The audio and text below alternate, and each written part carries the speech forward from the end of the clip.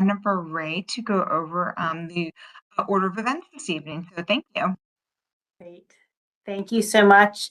And wonderful to be back again with each of you as we walk through the continuation of our PSET discussion. So very briefly, our agenda this evening, we will, as we have been doing previously, just do a recap of our last meeting, go over and formally approve our meeting minutes from the last meeting as well, which have been provided as a recording, and then also just overview of information that will be provided once we get into as we're looking to get into the recommendations. Our schedule, really getting into our PSET principles: preserve, strengthen, enhance, and transform. We'll give you a preview on the community engagement overview. So the output from the public meetings, which when we had our last meeting, we did not have as many.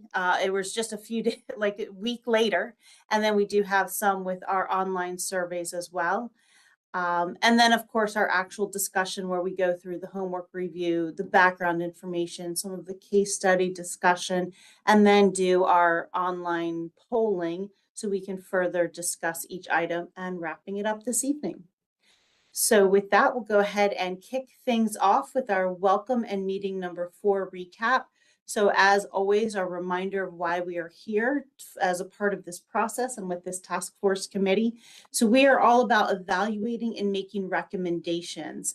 And those recommendations can be suggested modifications to zoning regulations and the development process. So one of the things I said at our last meeting, which really I know some of you shared resonated as we look at these recommendations. The idea is, what do we see Columbia, this area, being, and what are our recommendations to help it get there? Not the actual language. We're not writing the zoning language. We're not going through and reviewing law or anything of that nature. We're just saying, hey, we think this is a really good idea, and we're recommending that this be looked at further to see how it might be implemented.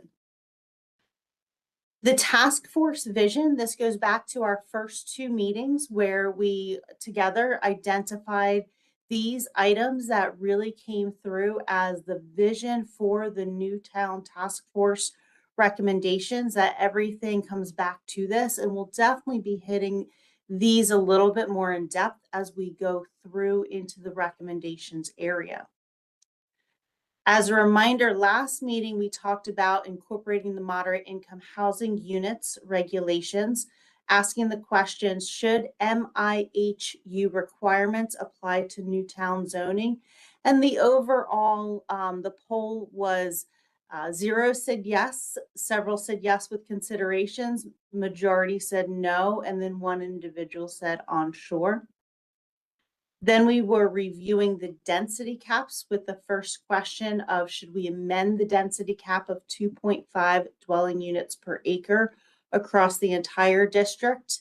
And we had quite a few that had mentioned of saying to transform, preserve, strengthen with 1, and enhance with 0.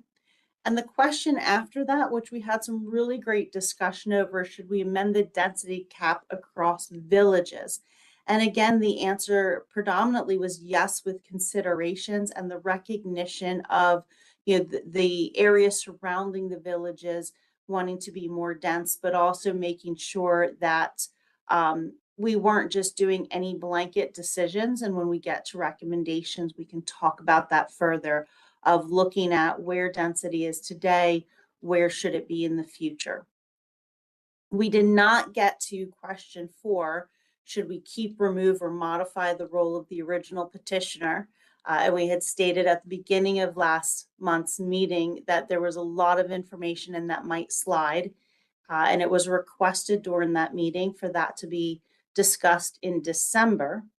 So we will discuss that during our next meeting, the in-person task force meeting on December 9th.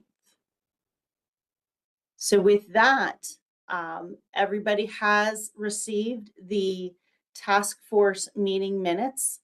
They were previously distributed as a recording.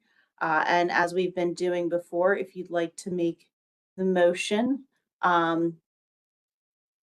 basically, is there a motion to approve task force meeting number 4 meeting minutes? And just unmute yourself and say your name for whoever wants to make the motion. This is Ashley. I'll motion to approve Great. the minutes. Yep. Thank you, Ashley. Is there a second? This is Tim May. This is the second. Great. Thank you, Tim. And all those in favor, please signify by saying aye. Aye. And I Aye. see Aye. hand raised as well. Yeah. All right. All those opposed, please signify by saying nay. And the motion passes. Thank you. Just as a reminder, last time, again, we talked about these are all of our key elements. And last time we talked about the incorporating moderate income housing unit regulations, managing density caps. And out of that, there was some discussion highlights from that meeting that we will review during the recommendations meeting. With relation to the MIHU regulation, some of the questions some were also answered during this discussion, but we wanted to make sure we just noted them here, and we'll bring them forward again as we kind of hit back on each of these elements. So what's the percentage of middle income housing in Howard County versus Newtown District? Asking for some examples of the allowances used elsewhere, to be provided, incentives versus disincentives, and the different types of housing available in this program.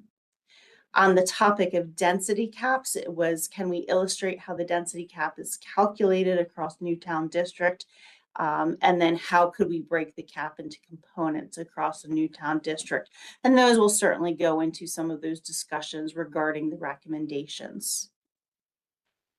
Just as a reminder, our overall schedule and anticipated milestones. So we are actually the next meeting over. Oh no, I apologize. We are here. I was working on our next meeting presentation materials a little bit prior to this. So we are here. And as a reminder from our PSET analysis, we had always anticipated that meeting in December would have some overlap between starting recommendations and wrapping up the PSET analysis. So this is our last heavy all-in PSET analysis discussion, with the next one being some overlaps getting into the making recommendations. As we've been talking about, we've been reviewing these major elements. We're reviewing them individually with all of the relevant case study information. And what we're doing at this time is really discussing what that recommendation is as far as preserving, strengthening, enhancing, or transforming the elements. Starting with our next meeting, we'll begin getting into what those recommendations should be, and how we get to consensus on those. And so with that, getting into our principles, just as that quick reminder, and a lot of these, when we get to those polling questions, we've been doing it more of the yes with considerations, no, and onshore. So preserving is, we want to protect it as it is. Preserving what matters most. Strengthening is there's something that's already there, but we want to just incorporate a little bit more to strengthen it. Enhancing it says maybe we need to add a little bit more language and enhance beyond what is stated. And then transform is perhaps it just needs a complete transformation. So again, there will be another topic that you completed in the homework for today, that looking at the amount of information, we are aiming to talk about 2 items at our December meeting. So we already talked about moving the reviewing original petitioner role to that December meeting, but also that topic of expansion of uses and materials and design guidance in Newtown zoning. We are going to shift that into December as well, just to make sure we give adequate time for the topics here. As you know, and we had that conversation just before we began the homework, just before we began the meeting, that the homework, there's a lot of information, there's a lot that goes into all of this. And we want to make sure that everybody feels comfortable with the information that's being provided and the discussions that we can have. So with that, we're going to kind of take a step away from the PSET for a moment just to give some community engagement overview. We did have that public meeting number 1. We will have public meeting number 2 in the spring. That was on the schedule. That will be to garner input from the community at large regarding recommendations. Public meeting number 1's purpose was really explain what this process is and start getting into some of the concepts and the questions regarding the survey and some of these questions we've been having here. So we have the 2 meetings. One was in person, one was virtual. 49 people attended in person and 39 attended virtually. Overall, there were 7 written comments received, and that's between what we received from, there was a QR code for people to fill a form out or the actual hard form.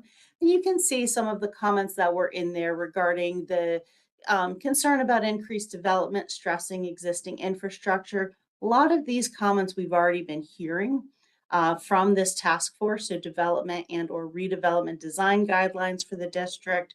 Consider removing the original petitioner role, accommodate a mix of uses through simpler zoning code, treating Newtown District like the rest of Howard County for zoning, develop more connected communities, reducing the dependency on vehicles in the Newtown District. And then these last 2, the separate credited and non-credited open space. This is something, as we've discussed, already does exist, but we always like to acknowledge, from transparency's sake, that individuals had this comment. And then the very last one was just a, let's make sure when we get to that next meeting and the next round of surveys that we are reaching even more people as possible.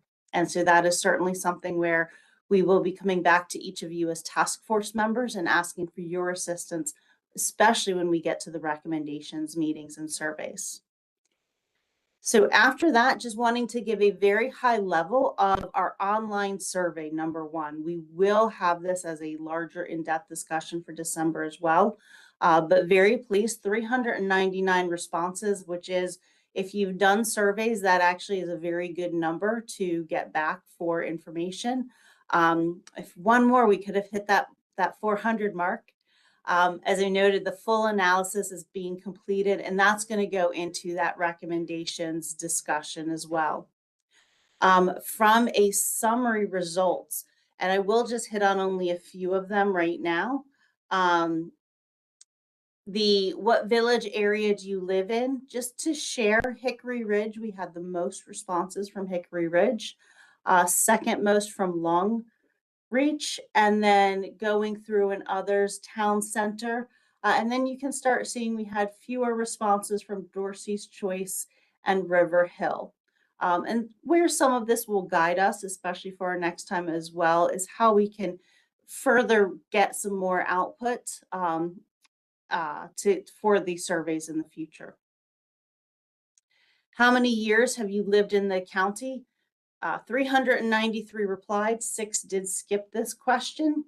The majority of people who replied have lived in the county for more than 21 years or 21 plus years.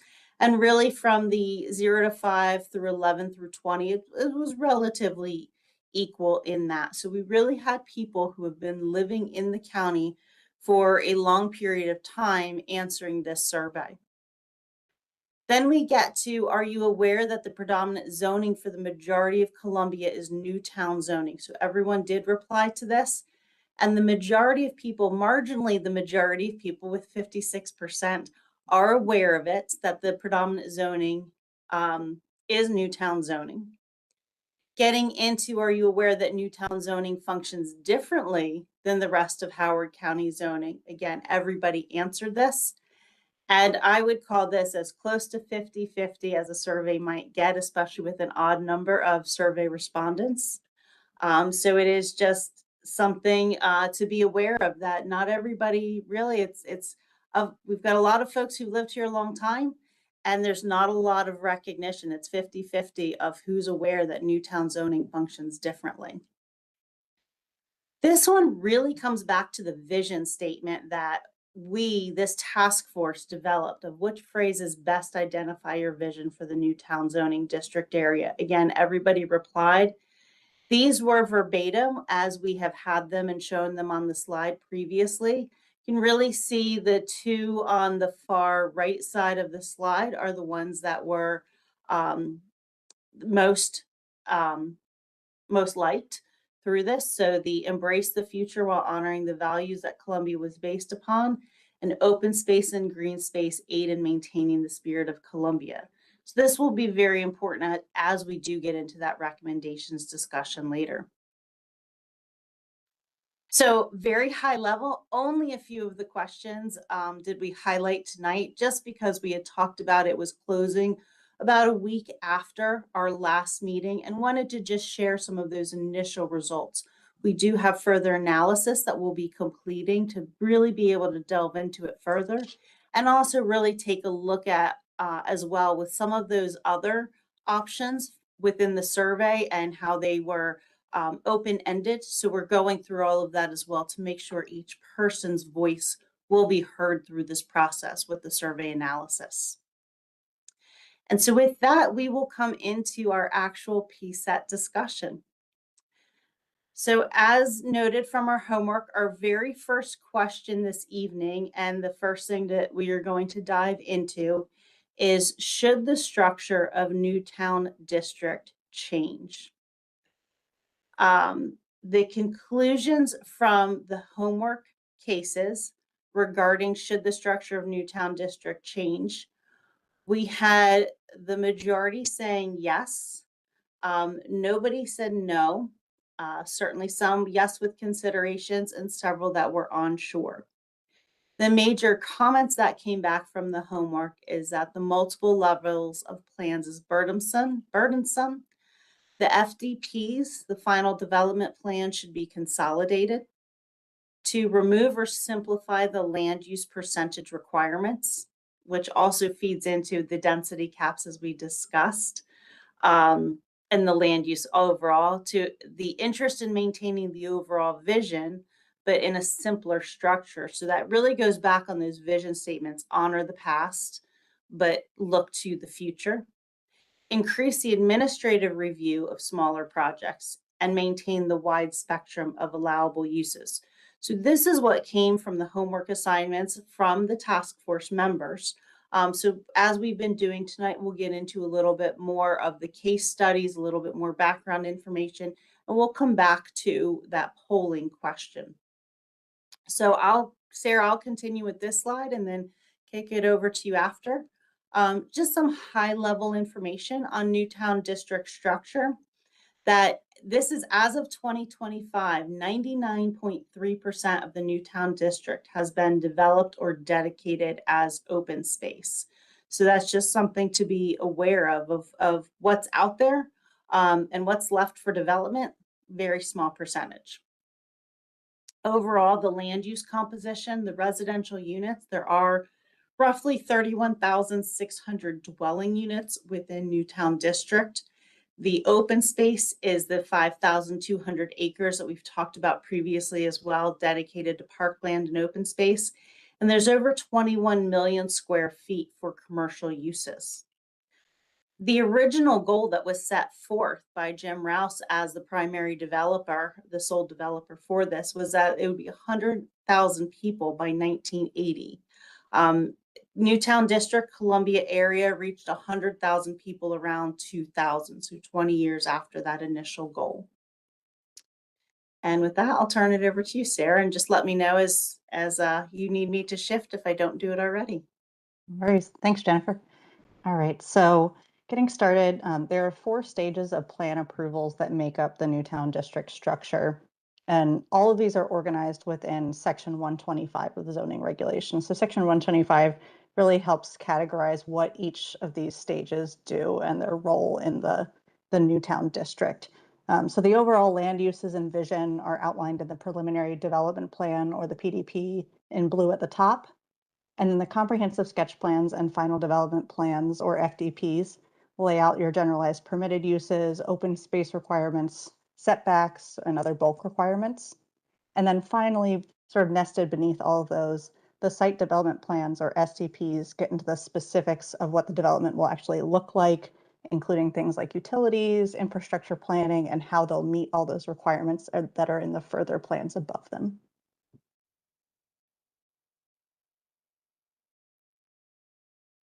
Next slide.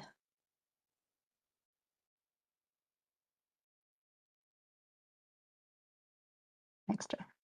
So as many of you may recall, and if you read through some of your homework materials, DPZ had hired a consultant in 2018 to evaluate our zoning regulations, and their findings are included in the development regulations assessment, which you can find the sections that are relevant to Newtown in your virtual binders. So specific to the Newtown district structure, the development regulations assessment noted that the very specific minimum and maximum percentage land use requirements outlined in section 125 of the zoning regulations that are also managed through that preliminary development plan may have provided a lot of flexibility for Rouse when he was initially building out Newtown Columbia, but today they're very hard to administer and very inflexible. So they make it difficult to compete in a real estate market that's quite different than what was in place in the 1960s and 1970s. Next slide. So just as a refresher, I think you all will get very familiar with these maps and tables. You'll probably see them again in a little bit, but just as a refresher, these are the percentages for the different land use categories within the Newtown district. So you can see here how they're tracked in the preliminary development plan with different minimum and maximum percentage requirements for each land use. And then in the next slide, you'll see our density maximums that we also discussed in the last meeting, where these land uses have to align both with the percentage requirements and with the maximum densities. Next slide.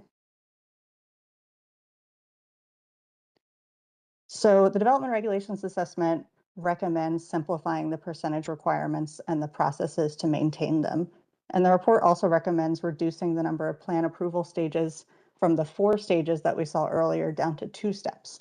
So you'd have one overall arching plan, like a preliminary development plan or a master plan, and one site development plan that shows where the development is occurring and how it's meeting the goals of the overall plan.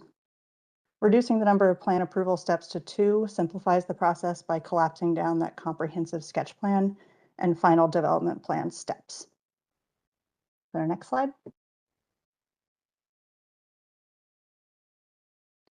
So specific to the final development plans, the regulations assessment notes that while the use of one overarching zone, like the Newtown zoning district to manage a large community of 100,000 people, came from the fact that a single developer had this unique vision to implement over a long period of time. And it really helped him, continuously work on this community. However, the assessment notes that today the FDPs can be really challenging to administer. And as you have noted in your previous homeworks, the regulation assessment found that some of these FDPs can be too detailed, some can be too vague, and it makes it difficult to consistently interpret and manage all of the allowable uses in such a large community in the modern day. So in our next slide, you can see a little bit more about what the development regulations assessment recommends. So essentially the assessment recommends that we use the existing final development plans and the current or intended uses, scales, and character for different areas in Newtown to assign these different areas into new zoning districts that are specific to either residential, mixed use, or non-residential uses. These zoning districts would provide a more consistent set of bulk standards, allowable land uses, and requirements so that it would be easier to reference what a certain property owner is allowed to do on their property based on which area they fall in, rather than needing to look up their own specific development plan, final development plan, and interpret that language from possibly a decades-old document. They might be able to go to their zoning code, find their associated zone, and see what's allowed in their given zone. Next slide. So looking at other communities, we can see that Reston follows the structure that's recommended in the development regulations assessment. It's got a 2-stage structure with an overall master plan that outlines the location of land uses. And then development plans are approved at the specific site plan level, which show how they meet those goals outlined in the master plan. When reviewing development plans, either the Fairfax County Board of Supervisors, which is essentially the equivalent of the planning board, or county staff, in the case of smaller modifications and projects, check to be sure that the development plan aligns with the area master plan. And the public's able to participate in the process both during the development of the master plan and during the site development plan review process. Next slide. So similarly for Montgomery Village, there's an overall master plan, which designates land use and zoning, and then site plans are sent in for development review and approval. So you can see on the left lower map there, the master plan designates certain Euclidean zones. You can see in the different yellows or green or gray or brown areas. And each of those corresponds with a zone. So a property owner might be able to see that they're in one of the yellow residential zones, for instance.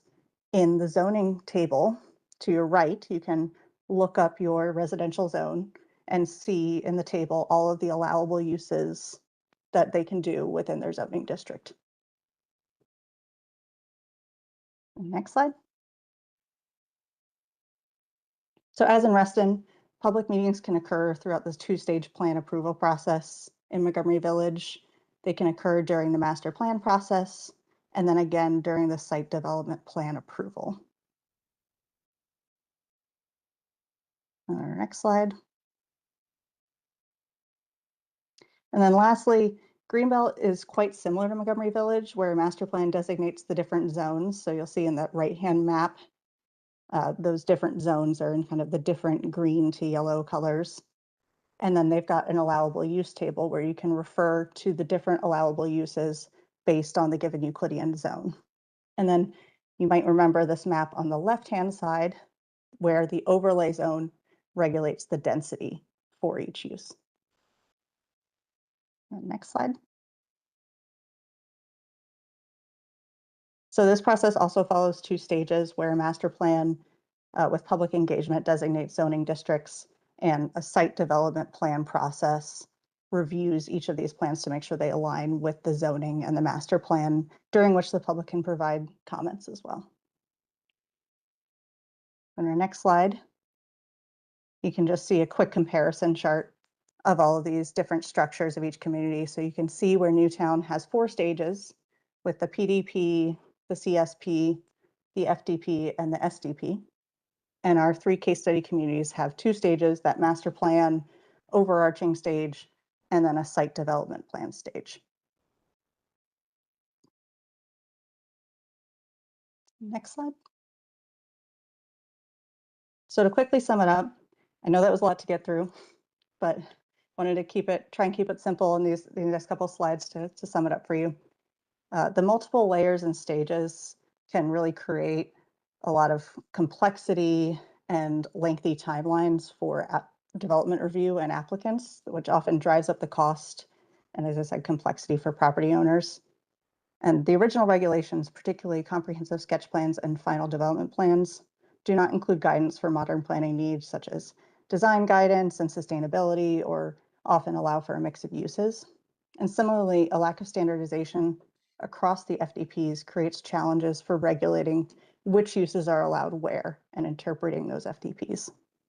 And while this multi-stage process does allow for many public meetings with a lot of transparency, it can add to the process timeline and overall cost for applicants.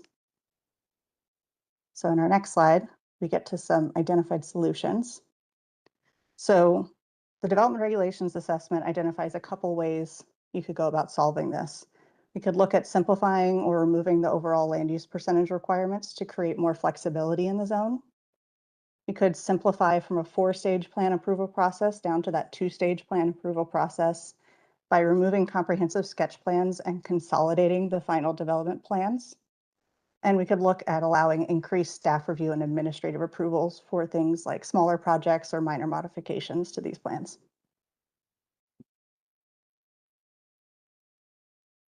All right, and with that, I think I will hand it back to Jennifer. Can you explain the first one, Sure. Sarah, Uh-huh. The first bullet up there. Jennifer, could you go back? Yeah, about the There- land use? there's a little delay in the slide change from what I see and you see. So, Sorry. so Fran, on here, this is the one you're looking at. Yeah. I don't understand the overall land use percentage requirements. You're not talking about changing the percent of open space. What was that? I don't remember reading about that. Sure. So this would be looking at, this does include not necessarily open space. This could be looking at the several different categories of percentage requirements. So thank you, Jen. I think you're going back to the table slide. Let's see. I think you were just on it. This is the density. There we go. So you'll see each land use category in the preliminary development plan, and section 125 has a percentage range. Sometimes it includes a minimum, sometimes it's just a maximum, sometimes it's both a minimum and a maximum. But you can see, for example, single family low density, there's a 10% minimum for all of the Newtown district. Or for apartments, both townhomes and multifamily uses, there's a 13% maximum. So you can't have more than those 14,000 acres cannot be covered with So apartments. it limits what a new developer can do because of what's already there. Is that what you're Correct. saying? Correct. Okay, thank you. Mhm. Great. All right. So let me go back. And Fran, if you want to put your virtual hand down. So we do have, there we go. Should the structure of Newtown district change? So as we've done previously, if you take out your cell phone, you can either scan the QR code to the right or join at www.menti.com and use the code that's on your screen. And let me go to, so I'm gonna, oh,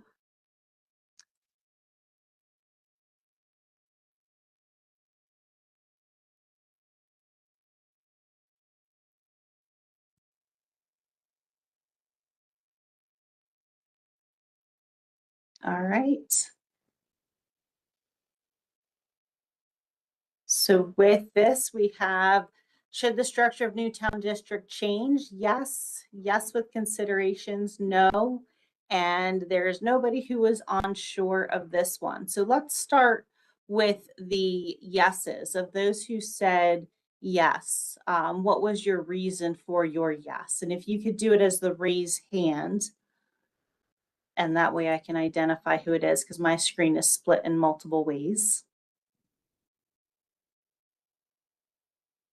So Fran. And you want to unmute yourself, Fran. I was lucky enough to go to the planning leadership thing. I forget exactly what it's called. Kristen would know. And there were a lot of examples. It seems to me that a lot of things could just be handled by the Department of Planning and Zoning. I mean, there are little things that somebody wants to do at the corner of their property. It seems to me following the county way of doing things makes sense now that everything has been developed. We're going to move mostly to redevelopment. I think that village centers should have an extra burden because they are very important to the structure of Columbia and its history. But I think the rest of it could go the way of the county. And I would welcome someone to do an overhaul of the FDP. They're very difficult to read. I think somebody smeared half of them, or they're just very difficult. I read my own. I could see where they changed it, so I could have a daycare center, for example, in the district here. But most of it is just saying how they complied with section 125. Seems to me you could do that in a table. Thank you, Fran. We had several others say yes as well. Who else would like to share their reason and their thought process for the yes? Michael. And then Ryan.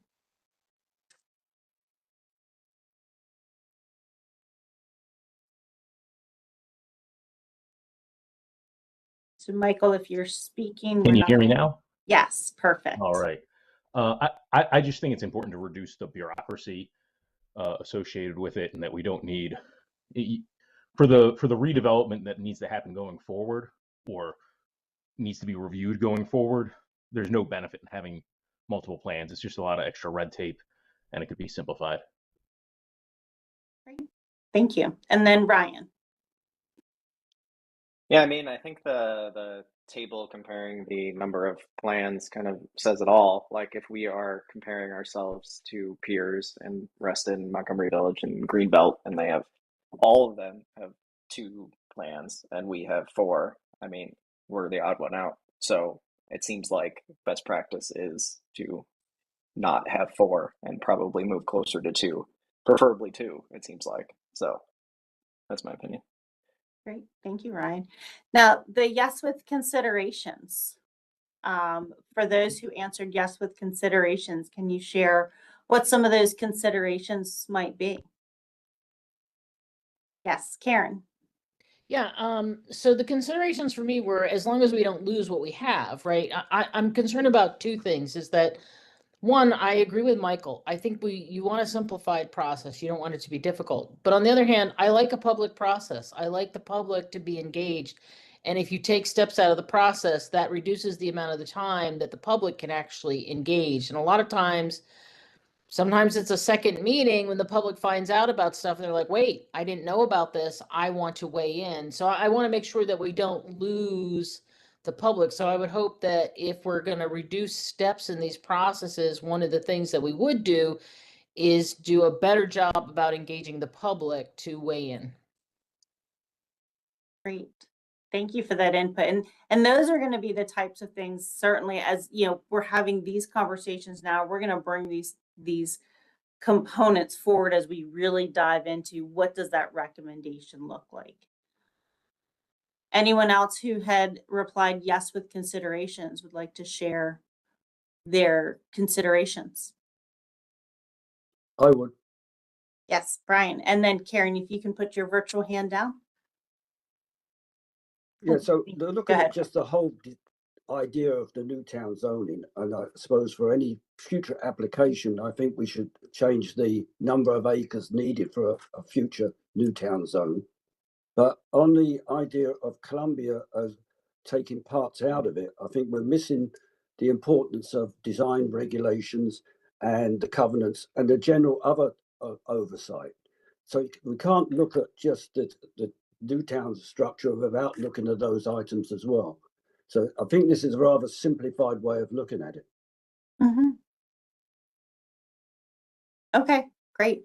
And we had touched on this a bit last time too, of the concept here is what does that overall recommendation say? And it might be a little bit more simplistic, not completely simplistic, but what is in the end, when we give that recommendation and it goes before, council and decisions of what to do next, we don't have to have every single component sorted through. So there is there are covenants out there, but if it's a covenant that's out there, that's going to be part of that overarching recommendation. And then the next steps of how does that get handled and addressed. But from here right now, the overall recommendation that's being identified is let's do something to simplify it. And we'll get into more of that again, as I noted during the recommendations period. But just to follow up on this, when we talk about simplify, what sort of problem we're trying to fix? Because I checked with Jeff how many different SDPs there have been in the last 5 years, and there's been 21. So we're not looking at a mammoth job. We're looking at 4 site development plans a year. This doesn't sound like a burden on the society. Well, and I think that's something that we can definitely have further discussions on, and even here, as I see Ryan's hand going up as well. As you mentioned with there's the applications that came in, but there's also that process for the homeowner that wants to do something. What does that look like? And what do they need to go through to even understand what that process is? And I'm going to ask Ryan put his hand up. So Ryan, if you'd like to speak again. And then I saw that David, I'm not sure if you were trying to speak or just were not muted at the time. So I'll go to Ryan first, and then David, if you have a comment as well. Thanks. I would just like to point out that like the you can't look at the numbers of plans and changes that have been submitted because you can't quantify the number of people that didn't go through the process of changes because of how complex the process would be. So like, I mean, I can see where you're coming from and saying there's only been a few, like, why are we changing this? But you can't count the number that haven't been submitted because of the complexity. So. Great. Thank you, Ryan. And David, did you have? Yeah, so I was going to say something similar, but with a little bit of a different twist to it, which is that in the case of a project that we were planning to do, we kept wanting to submit, but you got these sort of parallel paths that you know, the covenants that were applicable in our situation. Obviously there was a massive disagreement on what they meant and the rights that they gave the so-called master developer, and you know, we never even got to a point where we could submit an FDP, an SDP, any kind of DP because of these parallel paths. And I don't know, Ryan, but you know, and I can't remember who was talking before. Yeah, there's nothing, there's a minimal amount of submissions being made because everybody's afraid that they're going to spend a couple $1 million and get to the end of the job and not be able to build anything because of an interpretation on a covenant.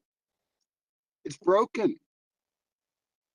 And it needs to be fixed. And the county needs to, you know, the county needs to step in and they need to fix it.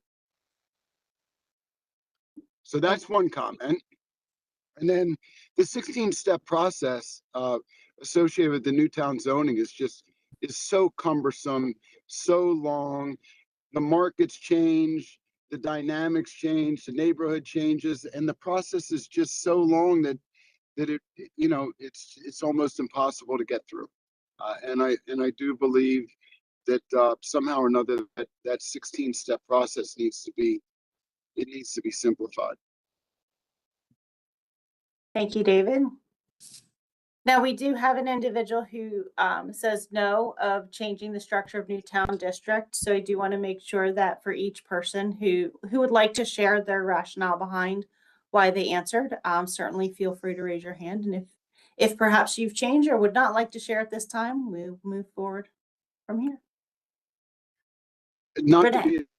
Yes. So I did say no.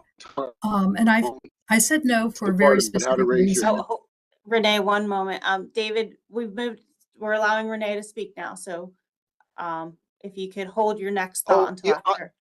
I just wanted to know how to raise my hand. Oh, yes. It is. It The is bottom bar on the right-hand side. Got it. Thank you. Sorry to. Oh, of course. No worries. Okay, so let me say I'm not opposed to changing the structure. What I'm opposed to is not looking at things more holistically. So I've lived in Greenbelt. I know about Reston. What I don't see here is a realization that the structure of Columbia is a little bit different than how Reston operates. For example, each of our villages here operates independently. In Reston, that's not so true. So I think you don't want to cut out your residents from the process. I think transparency is important. I understand the length and the cost of projects. And it's certainly a consideration because overhead is overhead is overhead. But I think that this is an awfully simplistic version of what you want to do. And I think without taking into account the structure of Columbia, how it operates, et cetera, that this is just way too simplistic for me to say to change it. Jennifer, I just got one question. It says here that I can't put up send reactions. Is the host or co-host has turned off reactions in this meeting? I think you should be able to still raise your hand. I think it's not reactions should be separate from your hand. Yeah, I'm okay. Well, I'll just physically raise my hand now. Okay. I just, in reaction to David, I get the idea Newtown zone is a 16-step process, but that's if someone wants to develop another Newtown zone in Howard County. on the actual development process is far simpler than that. Well, and we actually will get into all of the various steps when we talk through some of the next question as well. But I have heard the point, and it was brought up by more than, by several of you, of how we're looking at this right now is a little bit on the simplistic side. Some of that is certainly because of the amount of information, and to really get us to that point of saying holistically, when we get to that recommendations discussion, kind of where should we be starting to steer some of that conversation. So we definitely will have a lot more in depth as we're getting into what does that recommendation look like. So I agree with what you're saying, but I'm also going to go a step further and say that I think there's a lack of information being given to committee members to make thoughtful decisions here. Yeah, I agree with that. And that's really concerning to me. Yeah, me too, because And we're not all Montgomery on the County same has a page. 3-step process, I believe. So Renee, as you mentioned, Montgomery County's 3-step process for providing information. I'm not sure, but I think there's more than just 2 steps in the process, if I remember correctly. I haven't lived there in a few years, so I could be wrong. Great, thank you. But, and can I say one last thing? I think the other thing that we're not talking about here that really concerns me as a homeowner in Newtown is what is the effect of all this on the value of a Columbia homeowner? And one of the big reasons people move here is open space. So if we want to collapse it down to 25%, I'm okay with that as long as we can turn to the homeowners and say, okay, we're going to collapse down the open space to 25%, and the effect on your home is going to be X number of dollars, because the open space is a big reason why many people move here. It's one of the reasons I moved here, because my husband, who isn't doing well, likes to go out on the path and take a walk. And it's very, very important that he do that. If some of that goes away, what does that mean to us? So I would please like to have some real discussions about that, because there are known statistics that if you live next to a tot lot or you live next to open space, it increases home values. I'm not opposed to increasing density, but I think we have to be more thoughtful in what we're doing here. Thank you for that, Renee. And also that's a great kind of transition back to those vision statements by which we're going to look back at each recommendation. And one of the vision statements was very much that conversation of how important open space and green space is. So that certainly will be how we look at each of these recommendations. And as we saw from the online survey information, not only was it something that was noted of extreme importance to the task force members here, but it's echoed through the community members who replied on that survey. So I hear those comments and those concerns, and also keeping in mind that we will go back to each of those vision statements to make sure that that was our litmus test from the very beginning. Are we holding true to what we said was to what this task force said were the important factors? And we'll go to Matt, and then we'll go to our next topic after that. I would just like to point out that we can definitely increase the density and preserve the open space at the same time just by increasing the maximum density of apartments. So just by increasing the maximum density of apartments, you can create more mixed use developments from the employment centers, and just take it from the employment centers, which, if you read the news, you can see that, office buildings are struggling. I don't need to tell you any insider information on that. There's upcoming opportunities to redevelop employment centers into, residential centers, and you can do all of that without even touching the open space, and you can, preserve that in stone to say, don't touch the open space. Thank you, Matt. And I mentioned, Matt, we'll go and then we'll move to the next question. And immediately I saw 2 hands come up, so I do want to honor that. with these last two remarks, first from Greg and then from Karen. And then just for the interest of time, to make sure we get through our questions of the evening, our discussion items of the evening, we will then move into our next question. So Greg? Yeah, just listening to the comments, I appreciate them all. I'm curious, as I attempt to digest this information and process it.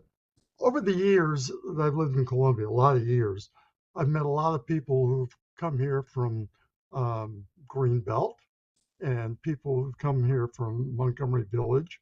And everyone, 100%, delighted to be here as opposed to where they were living. So I'm just curious, how many people participating in this discussion think they might rather live in Montgomery Village or in Greenbelt or over in Reston?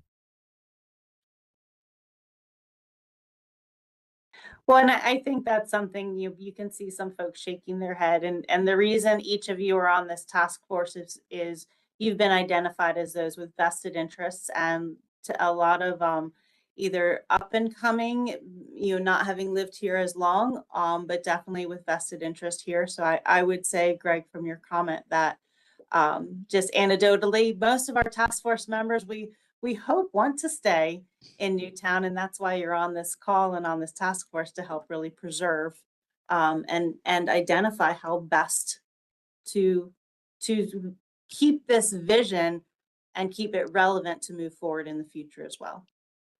But I think some of the things that you see as or present as hurdles to being a resident in Columbia are part of the reasons why people want to live here.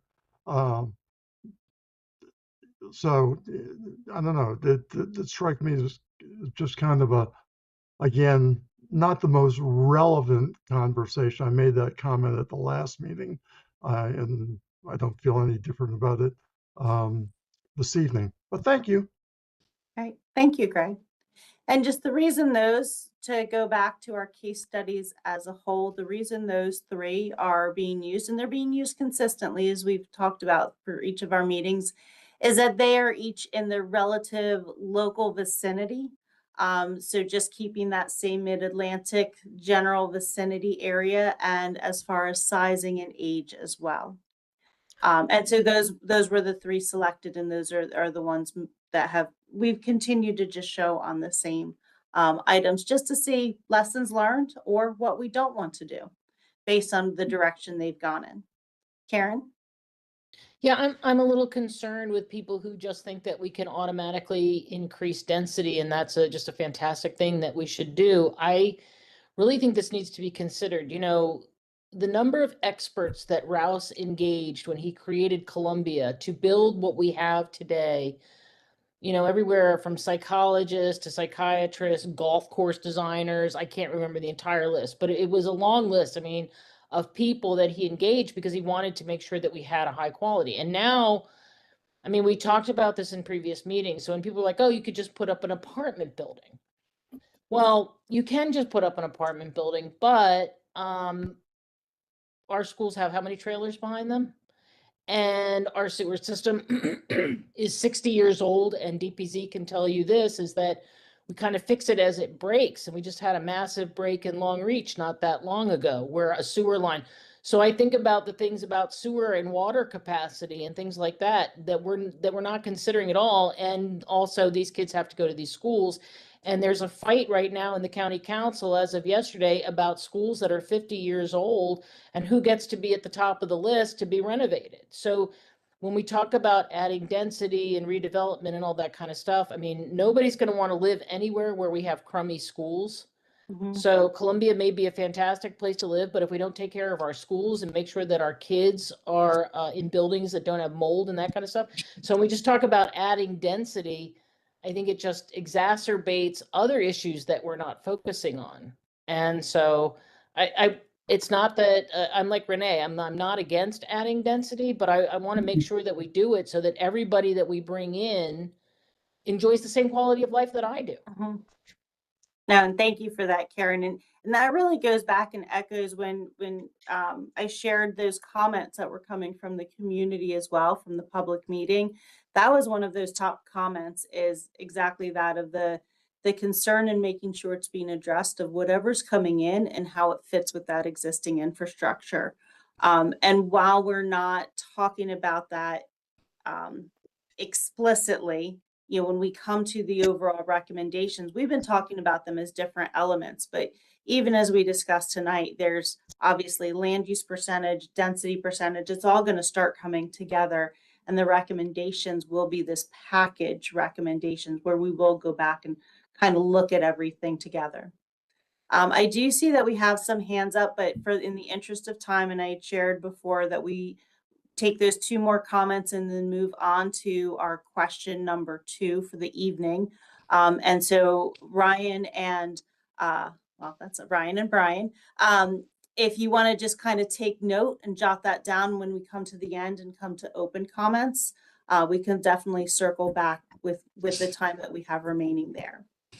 So moving on to our next topic of the development, redevelopment, and amendment process. So should the regulations and processes for development, redevelopment, and or amendments be simplified? So this has that same tone of the question prior of looking at a simplification of processes. And I know several of you brought up the comments of that 16 steps and everything else. And that really gets into this comment of the regulations and processes for that development, redevelopment, and or amendments. So conclusions from the homework cases, you can see nobody said no and nobody said onshore. Of the homework, with the homework responses received, it was either yes or yes with considerations for a simplification of this process for the regulations and processes of the development, redevelopment, and amendments. Some of the overarching comments out of the homework were downtown Columbia and Village Center processes are too complex and onerous, and interest in maintaining the public engagement during redevelop process while simplifying the number of touch points. And that also circles back to some of our earlier discussions, some of our earlier meetings that talked about the number of times that people could provide input. And then you balance that, Karen, as you noted, of making sure that the input is still there for the public to engage with the number of meetings. And so with that, I'll turn it back over to Sarah. Great. Thanks, Jennifer. So this slide might look a little familiar. You know, the text on the left-hand side is a little bit different. But first off, we just wanted to provide a quick overview of the different roles involved in Section 125's regulations and processes. So the zoning board is the one that can amend the preliminary development plan through a public hearing. So that's the top in blue. And amendments to the comprehensive sketch plans, final development plans, and site development plans are made through the planning board. And then lastly, at the very bottom, DPZ administers Section 125 and all of its associated plans where applicable. So it helps to guide amendments for these plans through the required processes. Next slide. So while much of Newtown zoning hasn't changed since its original adoption, there have been 2 major changes that many of you might be aware of. CB 29/2009 amended the Newtown district regulations to create a new process for village center redevelopment, both minor and major village center redevelopment. And CB 59/2009 amended the Newtown district regulations to create a new downtown Columbia revitalization process as part of the downtown Columbia plan. So since we covered the overall structure of Newtown and its processes in the last topic, this topic is going to focus on these 2 processes. So for those of you that are familiar with our 16-step flow charts, you'll see them again in the next couple slides. But quickly, just to note, back to the development regulations assessment, specific to village center redevelopment and downtown Columbia revitalization, the assessment found that the processes for projects in these areas are particularly complex, and that these processes put Columbia at a significant disadvantage when competing for desired investment in the region. The next slide.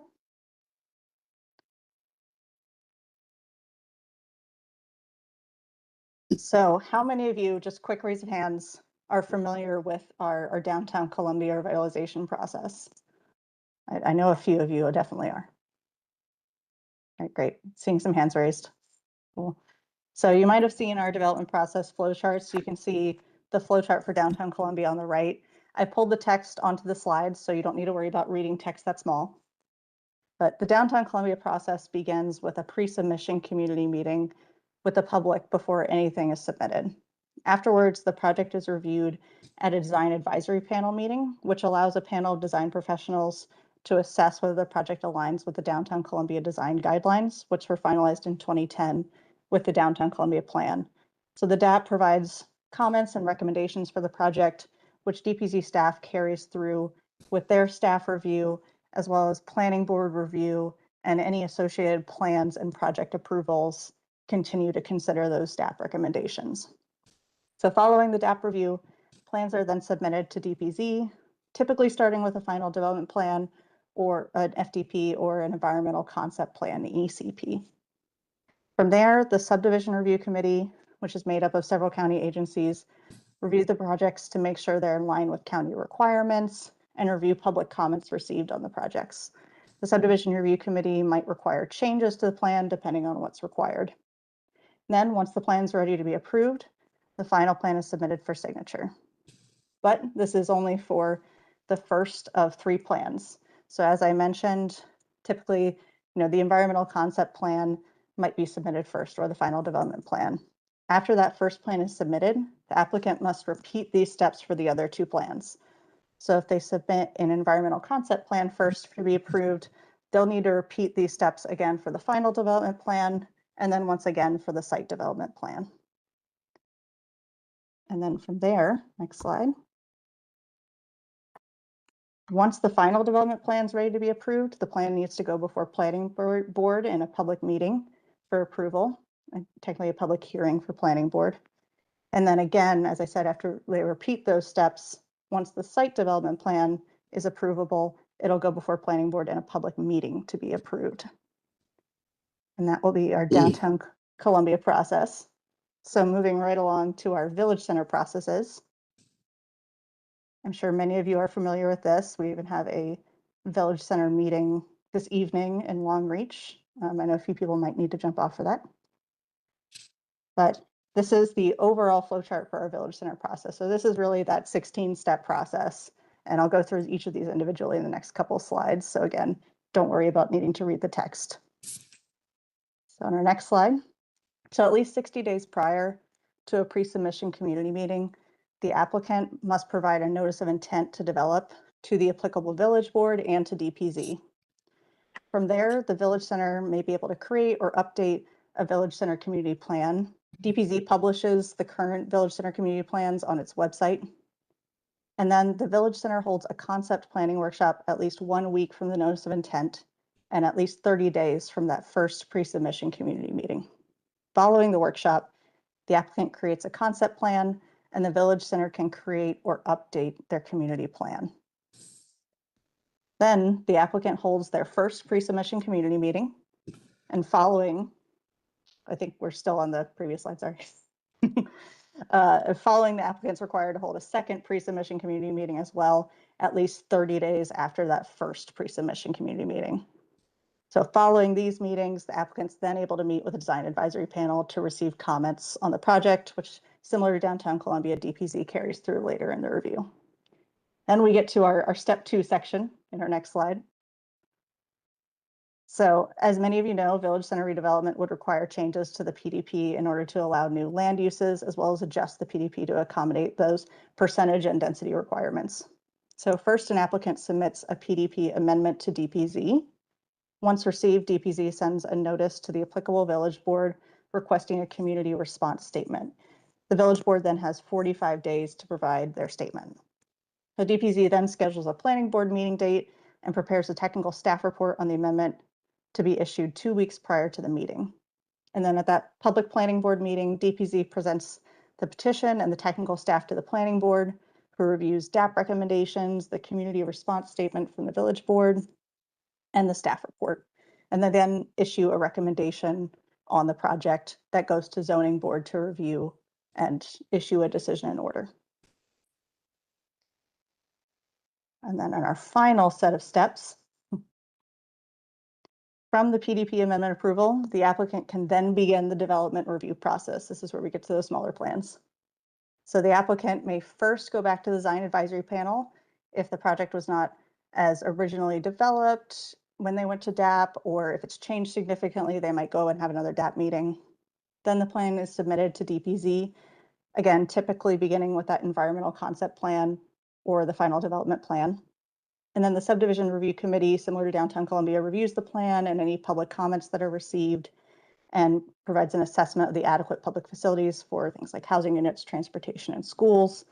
And once one plan is ready to be approved, similar to Downtown Columbia, this process needs to be repeated for other plans. So that ECP might be submitted and approved, but this step gets repeated again for the final development plan, and then the comprehensive sketch plan, or I think it would go comprehensive sketch plan, final development plan, and then site development plan in that order. So next slide.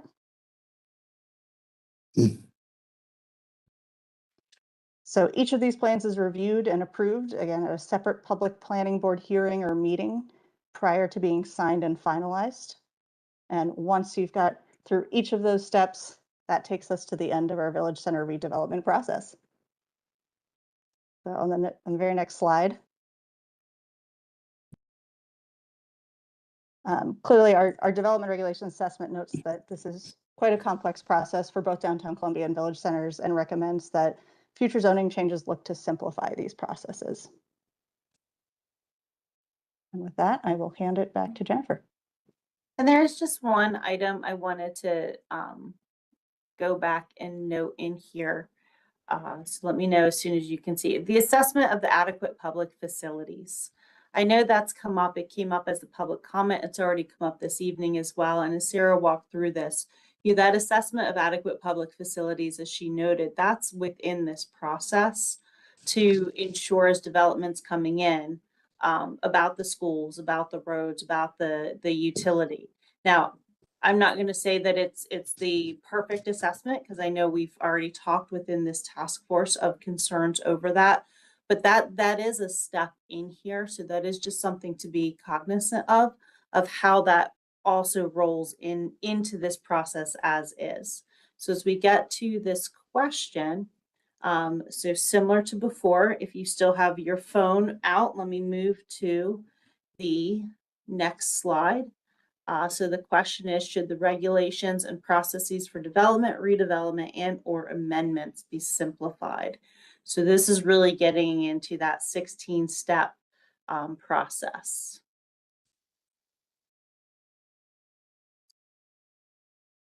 Can you put the barcode up again? Sure.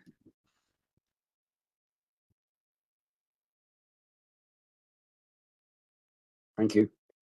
You're welcome. Yeah, on my phone, by the way, I'm getting the results of how everybody's voting. I didn't actually get the question. Me neither. Yeah, so I can't vote. It's not letting me vote. Yeah. So Okay. It wants me to submit, but I can't submit because I can't vote. I think it's just asking the question in a different way that makes it look like it. It's just a sliding scale of how Yeah, strongly Michael, you it won't agree. let me move the scale. It won't let me move the scale. So it's Nina. I'm able to move the scale. It just, I don't know if other people can. You just have to click and while your mouse is down, drag at the same time. Okay, thank you.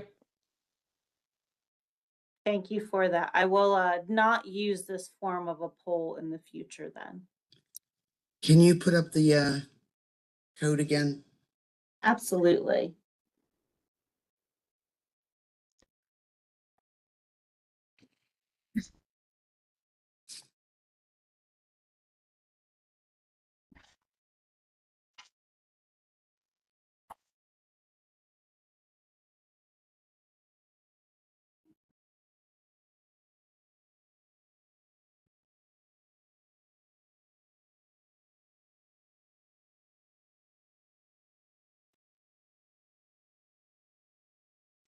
All right, I see the bars continuing to move a little bit. So we'll start with the onshore.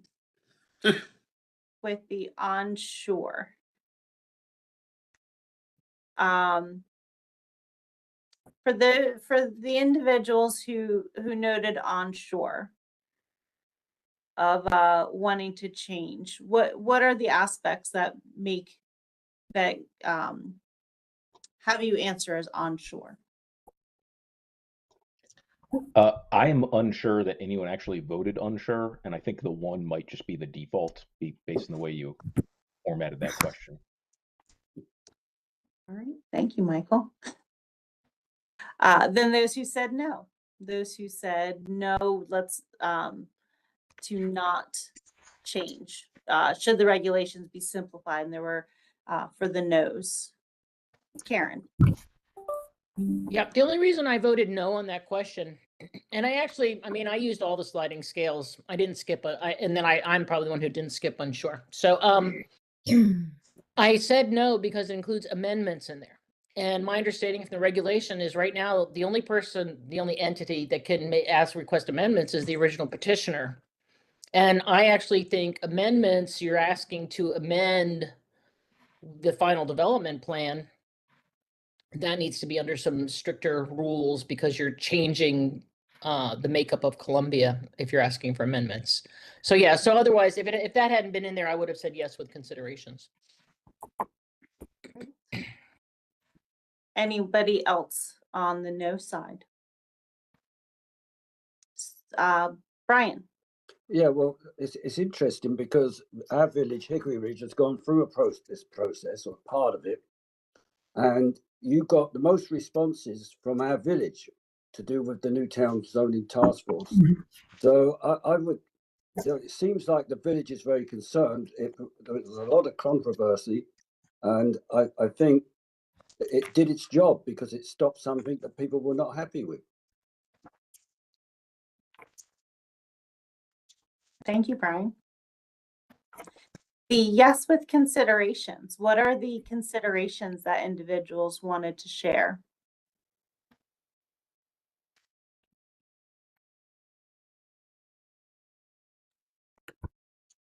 I think Nina's hand came up first. Oh, hi. So I think that there's a question to me between regulations and process. Do I think simplification is fine? Sure. I actually think that the regulatory environment is not so much the problem as what feels like a little bit of a Groundhog Day process. I literally in 20 minutes, I'm going to go into my next meeting dealing with a village center redevelopment. And one of the concerns I have, forgetting about the developer for a second, is the processes are so overcomplicated and redundant in certain ways that it becomes frustrating for residents, right? You know, the developer at least has an upside at the end, but it's so confusing as to when residents get to engage in what way that they feel like they are not being listened to, and it's just not a positive process. I agree with a lot of the comments I've heard about the importance of public engagement, but there's a way to do public engagement that's more meaningful for all sides. Right now, it feels like almost let's just see when everyone gets so tired they don't want to engage anymore. Great. Thank you, Nina. Others who had considerations that they wanted to share what their considerations were.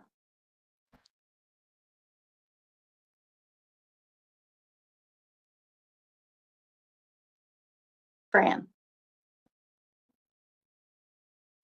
I guess I would say that the number of processes can be reduced. I think you can do some of those things at the same time, so you don't have to keep looping around. But I think the input, particularly for a village center, if you go back to HOCO by design, the village center is an activity center, or an activity center is a village center, whichever way you want to do that. And so So diluted now. one of the reasons that HOCO design wanted us to do this is I think HOCO design wanted a lot of Coward County to be more like Columbia, because we do have things that are regulated. So I'm going to agree with Nina. I think we need the regulations. I think the processes themselves can be reduced. But I do believe that the village board must play a major role in village center redevelopment. That's where a lot of the work is going to be done in the next 20 years, I think. And input through the village board is very important. And I think I wrote that, in fact. Thank you. Thank you. Renee? Yeah, I'm going to throw a wrench into it because I think there's going to be redevelopment in downtown Columbia also. Okay, they have a vacancy rate of 91%. I mean, a occupancy rate of only 91% in their apartments, and people are still buying land and looking to put more apartments in. When you get to 90%, that means that banks that lend for multifamily housing start to become somewhat nervous. And we haven't hit the recession yet. So I think there's redevelopment in places we're not even looking at, and that this process needs to take into account all those possible things. And the office, I mean, while people are being forced back into the office right now, that may not be a long-term trend. It could be possible that when administrations change, and they always do, that more people go back and work from home or work more hybrid than they are right now, which could cause more vacancy in the office market. So I have a lot of concerns about Columbia, and I think that we need to address them all, but not, and I think, like Nina said, first there's the regulations and then there's the processes. Thank you. And that's definitely something as we're jotting things down here and going back and re-listening, those comments of then how, when we talk about recommendations, we'll definitely look at how we break some of these apart, look at everything holistically, and also acknowledge recommendations might be different based on development, redevelopment, regulation, process. David, your hand is up.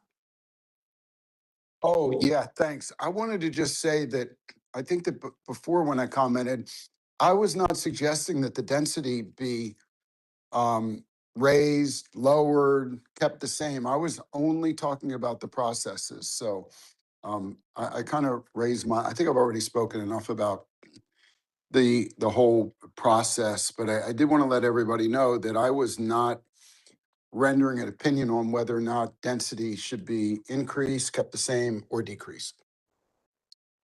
Great. Thank you, David. Yep. And for those who answered yes, would you like to just share if there's anything additional to add from what's already been stated? Would you like to share your thoughts on your yes? And David, your hand is still raised. I don't know if you wanted to share more or you wanted to lower your hand. No, I just can't figure it out. I'm a technological dummy. So if my mic's not on, can that be my cue, my mic? And I do understand that part. Absolutely. Okay, thanks. We can also lower your hand, no worries. Yes. So Michael and then Nicole. Yeah, same reasoning before, that there's just way too much red tape and bureaucracy to get through. And that just makes it more expensive for everyone, whether that's future residents or the developers or whatever. It's just bureaucracy for the sake of bureaucracy. And I also want to echo what Nina was saying, is that when you have that many engagement processes, that's an extra layer of burden on the people who do want to participate. And instead of having one meeting where you can show up to and provide your input and know that it's heard, in the current process, you have to show up to seemingly an endless number of meetings or risk getting drowned out by people who, have nothing better to do than attend meetings all the time. So it would be great to streamline this. Great. Thank you, Michael. Nicole? Honestly, I think the last few comments have been a lot of what I would also say. There just is going to be a need to redevelop because there's aging and underutilized and even dilapidated properties in Columbia that need to be redeveloped responsibly. And you just swayed people from participating in the process if you make it so burdensome. And apparently it's burdensome even for the not only the developers, but also the persons who want to show up and voice their opinions from the public. So it sounds like, I'm not sure if these votes here are quite correct. I think maybe people had some problems voting on this one because it seems like there's more yeses than maybe what's reflected here in this particular vote. But I do agree that we need the processes to be simplified. Thank you. And definitely noted for future polling, I will not use this. I thought it was just a nice, something a little different to look at, but I will go back to some of the more basics. And also just to address as well. So the polling or voting, this is just identifying trends of thought processes. So there's not going to be something that's like, well, 6 people said yes and 2 said no. So therefore, it just identifies when we get into that recommendations discussion, really where to start with in that side. And so Michael and Nicole, I see both of your hands still raised. So if you're good, you want to lower those. And then we'll go to Brian. I see your hand up, and then we will go on to the next topic after this. Yeah, one thing I think we should point out when it gets to the village redevelopment, if the village has got a really current, up-to-date village plan, which Hickory Ridge does, which gives the developer a real good guideline of what's going to be accepted. So I think maybe coupled to that, that should be updated to, instead of making it just a recommendation, it should be something to adhere to.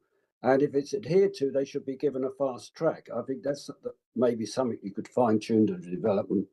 But, you know, bureaucracy is not tied out to the county. I mean, in our village, the owner of Decanter Fine Wine took 2 years to get his sign approved. So, you know, this bureaucracy, and that was because of HRD or whatever entity it is that gives oversight of our village. So this is why we've got to look at the complete picture. You can't leave out the original petitioner here, who's part of this process, and you can't leave out the development plan. You know, we worked 18 months on our village plan, and it should have been updated, and it should have been a guide for the developer. Instead, it was ignored. Right. Thank you, Brian. And thank you again for noting that. And I know several of you this evening have noted of how everything intertwines with everything else. For the PSET discussion that was really broken into these elements, which is not as simplistic as that, but it was done so to try to focus in on one element at a time and help everybody understand that process. For that individual element. And then certainly as we get to the recommendations, I've noted that you will look at them holistically because each of the elements absolutely do impact each of the other elements as well. So with that, we're going to move into our final question for this evening. Final major item is apartment land use. And should the apartment land use be adjusted to align with other county zoning definitions? So from the homework that came in, you can see that the responses were overall yes, as well as yes with considerations and onshore. There were nobody who replied with really on that no side of it. And then some of the items is that, you know, to separate apartments versus townhomes, and reflect new markets of different housing types. So again, this is where just keeping in mind that not everything that we know of today of housing types existed. Even some of it didn't even exist, you know, 20 years ago, let alone as many years ago as all of this was established. Remove the maximum percentage limitation for apartments and townhomes and maintain limitation on length of townhome blocks. And finally, raise or remove apartment density caps. So these are the comments that came in with the homework assignments or with, you know, with the homework cases that were there, just sharing that thought process that came through. So with that, you know, there are, I'll just kind of touch on this first slide and then Sarah and Jeff, turn it over to you, the two of you for this. So with the Newtown District land use categories, we've seen this already on a number of the charts and tables. There's a single family low density, single family medium density, apartments, which does include townhouses with apartments. So that is recalling back to that. And I know I think we have the chart in here again. The maximum there's a maximum of apartments, which also refers to townhouses, and then certainly employment centers and open space. Right. Thanks, Jennifer. So this is just the definition as it appears in the zoning code, which again notes that multifamily apartments and townhomes are both under that apartment land use. And it also includes the maximum densities for each of those land uses. So it notes that multifamily apartments must remain under 15 units per acre and townhome apartments may not exceed 10 units per acre. Next slide. So this definition doesn't provide a distinction between multifamily and townhomes, as we mentioned, but it also doesn't distinguish between different densities, such as high rises versus garden apartments or townhomes versus condominiums, so different ownership types. And the density and design standards are all tied to that final development plan apartment land use, rather than our zoning code, kind of like the use tables we were looking at in that first topic. Next slide. So again, going to seem like a broken record with these tables, but you'll remember that apartments include both single family attached and multifamily. And you can see here the maximum density for each. So that's 10 units per acre for single family attached and 15 units per acre for the multifamily apartment use. And then in our next table, you'll see, as you had before, that we have the 13% maximum percentage requirement across all of Newtown, and that covers both single family attached and multifamily apartment uses. Excuse me, may I ask a question? Does that include downtown Columbia in that 13%? It's a good question. I can double check for you. I think it does. I believe it doesn't, but I would need to confirm with our research division that does the tracking.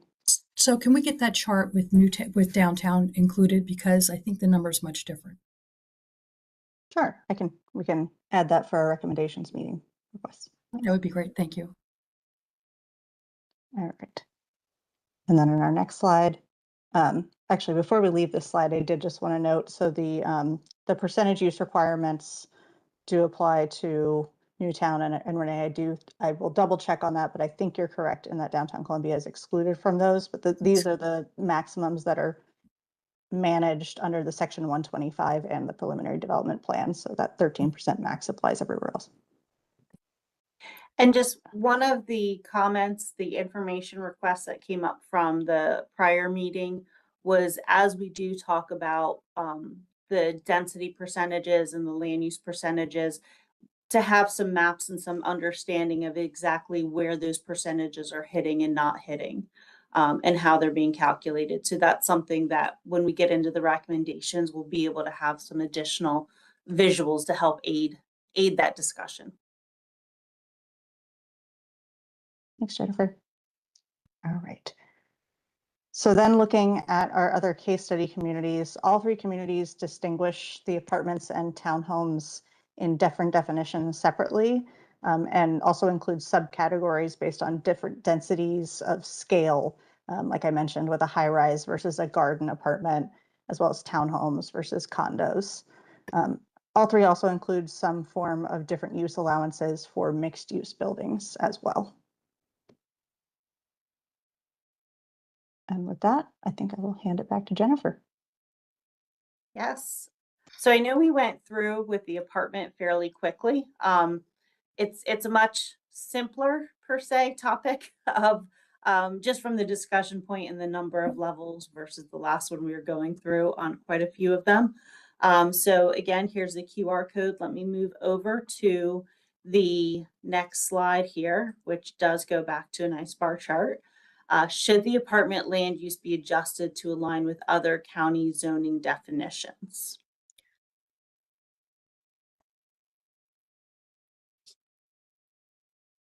And if anyone needs the QR code back up, let me know.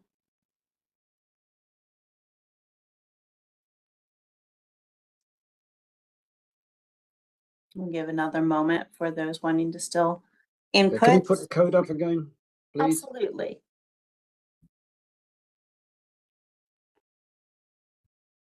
I don't see it. Oh, thank you. Yep. There is about a 2-second lag from my screen to yours.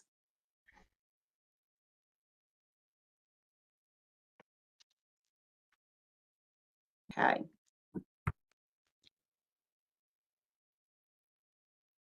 So as we've been doing before, I'll start on the side of no. For those who have answered no and would like to share their reason, go ahead and raise your hand. Karen. Yeah, I answered no, and it's your fault, Jennifer. The reason I answered no is because that last presentation we saw when we met at the senior center, Columbia is very well balanced. I mean, it was amazing. Like when we talked about the moderate income housing units and all that kind of stuff, we already have all those things. So we're a very well balanced as how we're spread out and everything. So I'm not sure that we need to change how the apartments are. What I would say is that the rest of the county needs to align itself better with Columbia, and that's where, outside of Newtown zoning, that's where they should allow more apartments. But at Columbia, to me, I thought was fine. And also, you know, there's a visual aspect to Columbia when we talk about open space and trees and things like that. The taller your buildings are, the more the hotter your atmosphere is, the less trees you can see. You know, you're kind of caught. You know, we've all been to New York City, right? So yeah, so I don't think that we should change that. Thanks. Thanks, Karen. Brian. Well, of course, I second that because I've seen the examples of the conversion from townhomes to apartments, you know, on Twin Rivers Road, Cedar Lane, and now opposite the college.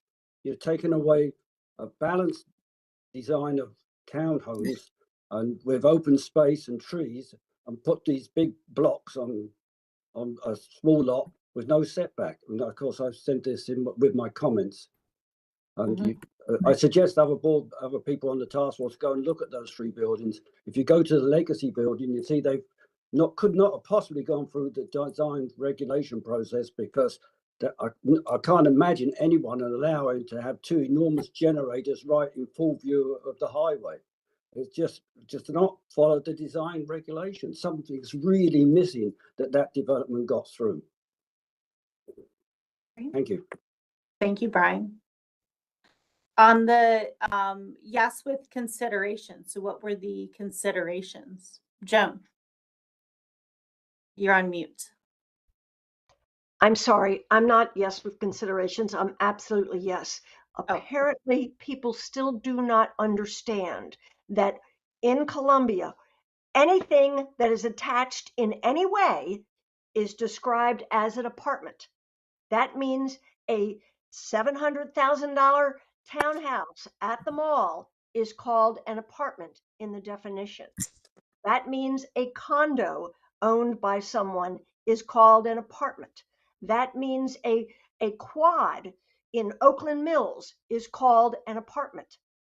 Changing the definition of what is an apartment does not change the use as far as whether it's a townhouse or I just, how many times have we explained this? It's a definition. That's all it is. It's not a land use decision. It is a definition. Thank you. Thank you, Joan. And how this how this question is phrased is we do mention it as should the apartment land use be adjusted. So I think there's 2 things on this. So one is the apartment land use, and certainly we talk about it as the definition of apartments too. And I think that is something, and Joan, thank you for bringing that up, because that was actually one of my questions I was going to ask back of Karen, or just really anyone of the, as somebody who lives in a townhouse, always thinking I would never consider the townhouse as an apartment, and what if those 2 were defined separately, which gets a little bit to Joan's point as well.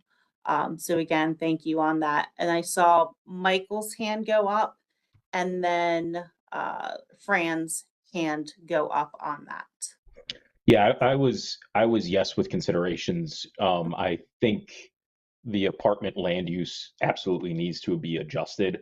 I'm not quite sure that matching it exactly with the other county zoning definitions is correct. Over. Great. Thank you, Michael. And Fran? Well, I think what I would say is I was very happy to see that a majority of us said that no more than 10 townhouses before a break. And that has to do with open space. One of my rules is that no one in Columbia should have to walk more than 1 block to get to open space. I think that I read that somewhere as one of the things that Rouse wanted to have for people to have. And I agree with that. It's one of the things that makes this place such a wonderful place to live. I do think that when we redevelop village centers, that I'd be willing to increase the 13%. And also because I guess I envision redevelopment of village centers to have huge common areas so that your open space is right in front of you. You don't have to walk a block, and you could do that. I'm hoping that the design panel would take care of things like that. But I do think that we want to make sure that we don't hurt open space. If people want to change garden apartment to high-rise apartment in definitions or something else, I have no objection to that. I do think we will need more specifically apartments in Howard County in order for our teachers to live here and our firefighters, et cetera. Thanks. Great. Thank you, Fran. Renee? Yeah, look, I think there needs to be a ton of redevelopment. Let me say that. But if you're looking to redevelop the village centers and think you're going to get open space, I have one comment. Wild Lake. It's a parking lot attached to a garage, attached to mixed-use development, attached to no open space. It's poorly designed and it looks terrible. Okay, so I'm all for redevelopment, but I think we need to think very holistically, and I think we need to redo the charts and include downtown Columbia, because I lived and grew up in Prince George's County. What I see here is in 40 years, the same thing that happened in Prince George's County. They're going to bring in bulldozers. And if you think that's not going to happen, you're missing it. We have to sit down and look at this correctly. We have to be willing to look at regulations, policies, procedures, and a real vision for Columbia and how it fits into the county. I've seen none of that here. Thank you, Renee. Brian, I've seen your hand go up and down. Is it up? It's up. Sorry about that.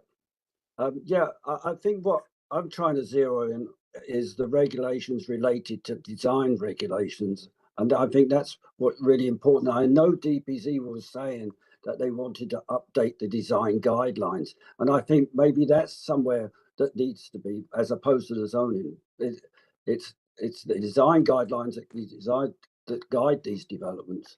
And I think that's what somehow the process for making sure they're being followed is missing.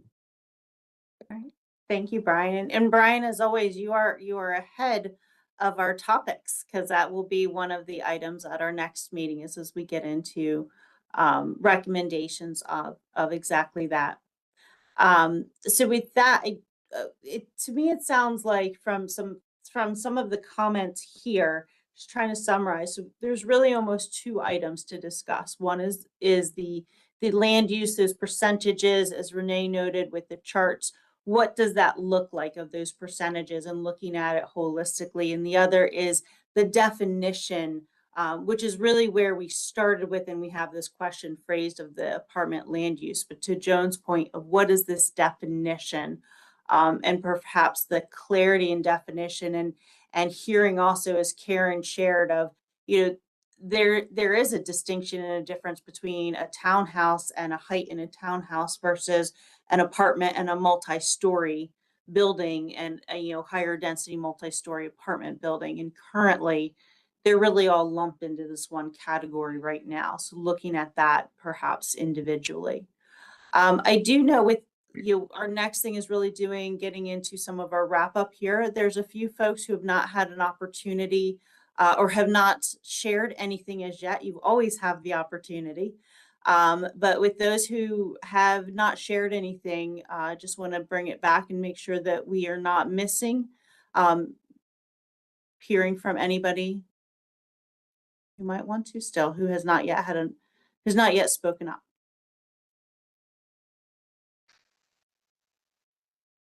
Okay. Then going on.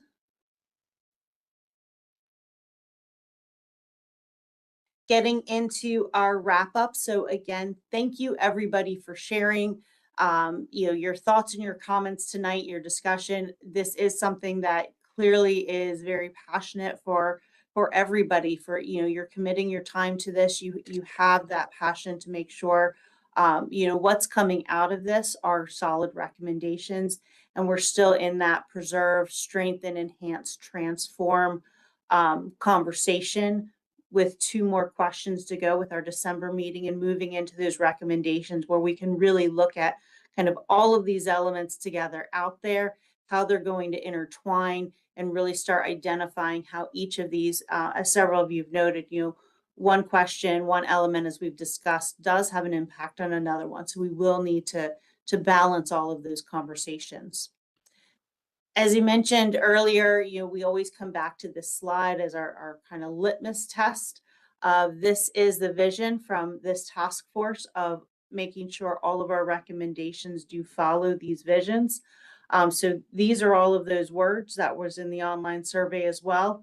And it really came down to, that open space and green space aid in maintaining the spirit of Columbia and embracing the future while honoring the values that Columbia was based upon. Those were also the 2 highest ranked from the online survey, as well as the other ones here. So this will be what we go back to with each recommendation as they're being developed, to make sure that we don't, that we're identifying it for the intended consequences as well as unintended consequences. And we're thinking all of that through, so that we're not providing a recommendation that we haven't thought through all aspects of it and all facets of it. The homework for next meeting, probably a little bit on the easier side versus these last few, because you've done most of it already. For those who haven't had an opportunity to, it's never too late to provide some information. Review your homework assignment, so what you've already submitted, or if you did not have an opportunity, please do so submit. Regarding the role of the original petitioner, and this was submitted for task force meeting number 4, and the materials design guidelines, and that was submitted for today's task force meeting, and be prepared to discuss that. In addition, we'll provide all of the slides from all of the PSET discussions, kind of those polling during our task force meetings, and just be ready to provide any additional input for recommendations from these conversations. This has been done over a 3-month period of time, so we definitely want to provide that back to you. The materials are out there, but we'll provide it in a consolidated set so that you have the opportunity to kind of go back, rethink through some of those, so that we can take that information moving forward. And of course, as always, coming prepared to discuss at the next task force meeting. As noted before, our December discussion will include reviewing the original petitioner role and the expansion of uses and materials and design guidance in new town zoning. Just a reminder that we're heading into, we'll have that overlap of the PSET analysis next time, as well as the online survey analysis, and moving into recommendations. I've already touched on this in my other comments already about, we'll finish the PSET, go into the developing recommendations. And just as a reminder, our upcoming task force meeting, so our next meeting will be in person. We are alternating virtual and in person. So on December 9th, we will be in person. And then January 27th, so we'll have a nice big gap in there for everyone to enjoy time with family, holidays, and everything else. And then coming back in January 27th for a virtual meeting.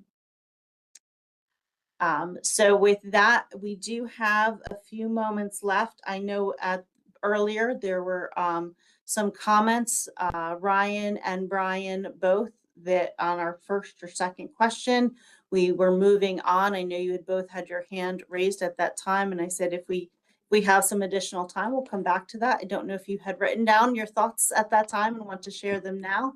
So we'll go to the two of you first, and then I will go to Joan. Yeah, so I'll go first, I guess.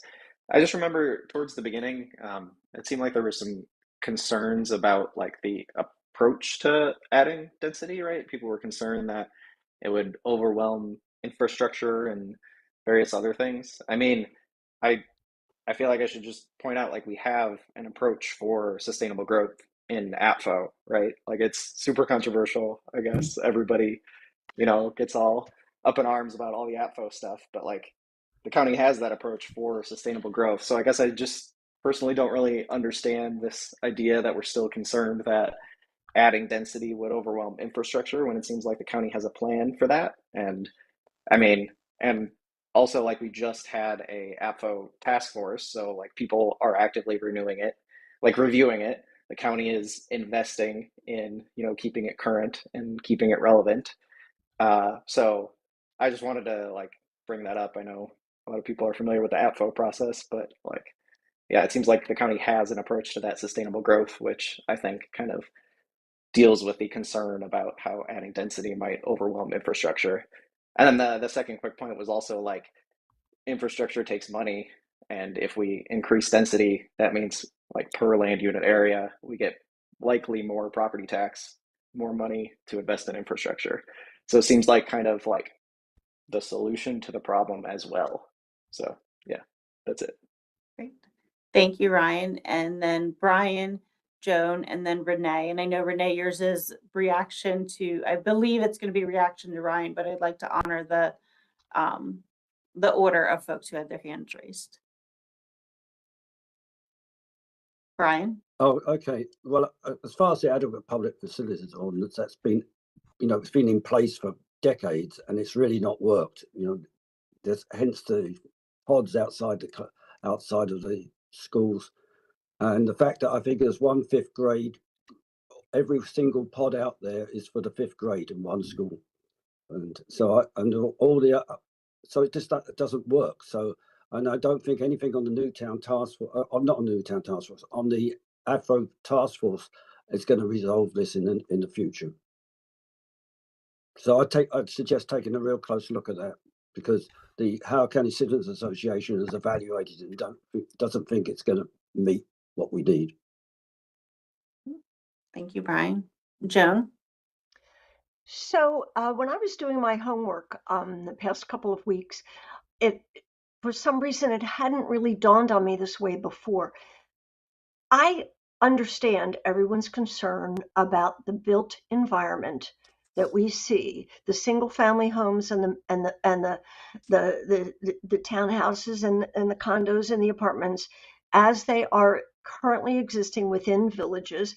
I can see why that might not be something that people want to see changed. Village centers, maybe, whatever. But in general, you want your single family neighborhood that you moved into to stay as a single family neighborhood. Where it suddenly dawned on me is the place to have additional density is all the office parks. And I think somebody mentioned that earlier today about, going to other places, or even that the commercial might be renovated, the commercial in downtown into housing. We have to provide more housing in Howard County. We've been told by the state that we need to work on providing more housing in Howard County. And maybe if we could start thinking about places other than literally our backyards or our next door neighbors' houses, that if we could think about, Rivers Corporate Park, we could, it's all very low rise buildings and very, open space type setting, lots of green space. Or we see Oakland Ridge Industrial Park, where it's all, many of what were long ago built as offices or something like that, or industrial or warehouses. Now they're all churches. So maybe if we can think differently, maybe that's what we need to do here as a group, is to recognize that Jim Rouse's vision from 60 years ago is great in so many ways, But the world has changed from 60 years ago, and maybe we should start thinking that there's other ways that we can accomplish, we can maintain our beautiful Columbia, our very special place to live, while at the same time allowing opportunities to other people, for other people to join us. Thanks. Thank you, Joan. And Renee, is your hands up next. And there's a little bit of a comment you made earlier, Renee, that as Joan was speaking, I was thinking of, as you were saying, like, let's make sure downtown Columbia and where density goes, and that rethinking piece of it. So that I was thinking back to your comment also from earlier on that. But anyway, go ahead. You had your hand raised. No, you're welcome to make any comments that are appropriate. You're the expert. We're just the participants. I guess I have a couple comments here about adequate facilities. Number one is the hospital. Okay, the hospitals are not included in adequate facilities. If you walk into Johns Hopkins Hospital, people have IVs hanging out of their arms. That is a violation of federal law. Okay, and it goes on here every day, and it's accepted practice. I don't know where adequate facilities fits into that, because in Montgomery County, you can't build if there aren't enough hospital beds. We need a second hospital. Whether or not Johns Hopkins wants it, and I understand the state has tried to prevent it and trying to have us ship our patients all around the state, but at some point, the residents of Howard County need to stand up and say, we need another hospital or at least another building. Then I'm going to go to the schools. Oakland Mills High School is 50 years old and is in desperate need of repair, and we don't have the money. And if we're not going to take care of the children in Oakland Mills, we're certainly not going to take care of the children in the new high-rise apartment building. When are we going to actually invest in our children and the children that are already here? That's all I have to say. Thank you, Renee. Go back to Ryan. And then Joan, do you have your hand up again, or have you not? No, I just didn't put it down. Sorry. Okay. Ryan? Yeah, so I think there were a couple of comments responding to me, so I'll see if I can get them all in here. I completely understand here that I don't completely understand all the entire scope of the problem, right? Like, I'm coming at it from my perspective here and the things that I've learned over time that I've lived here. But I do remember a county council meeting, one of the many, I'm sure, that has talked about the trailers at the schools, where one of the council members did bring up that, like, some of the trailers at the schools are for programmatic purposes. Like, trailers are a flexible way to add space. So I think we can, like, debate whether or not we want to build these, like, huge school campuses that can accommodate any type of program from, here until forever, right? But I don't know, in my head, like, I think that's a debate that we can have, or maybe not this task force, clearly, but, like, I think there's lots of questions around the trailers here that don't just boil down to, oh, there's, like, greater than 0 trailers on school lots, therefore there's a problem. Like, I think there's a lot of discussion to be had there. So I don't really understand the whole, like, saying, oh, there's, greater than 0 trailers, it's a problem. I think there's a lot more background there from my understanding and from, listening to the county council and everything. So I think the 2 points Renee made too were about the hospital. Like, yeah, I want about a hospital too. I see the whole, like, what Howard County in general is in, like, the yellow or red alert, like, nearly constantly because of the usage of the emergency room and stuff. Yep. Like, I think I don't know the full history again, like, of the hospital and the decisions made and why we don't have a second one. But I think we are in agreement that I would love a better, healthcare system in HOCO. And I think there's a lot of options. I don't think the, like, thing preventing the better system is the density, and I don't think we should prevent density to, like, cover for other problems, like, if that makes sense. And then I think the other thing was talking about the schools and how we want to, like, provide good quality education for children. I mean, I also want that very much, and I think that adding density in HOCO is actually thinking of the children in this case, because, like, providing more housing and providing access to great schools for more people, I think, is actually investing in children. So not that I'm saying that you're against that at all. I think we're aligned here in what we want. from the perspective of, people getting a great quality education.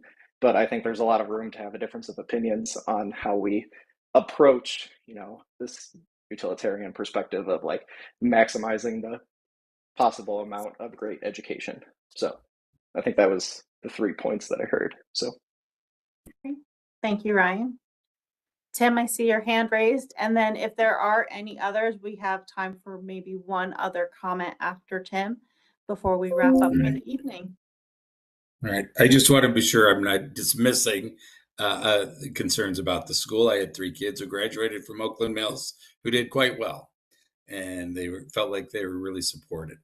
One of the things I want us to start thinking about is, with this process, we shouldn't be thinking about where we are today. Where are we going to be in the next 20 or 30 years?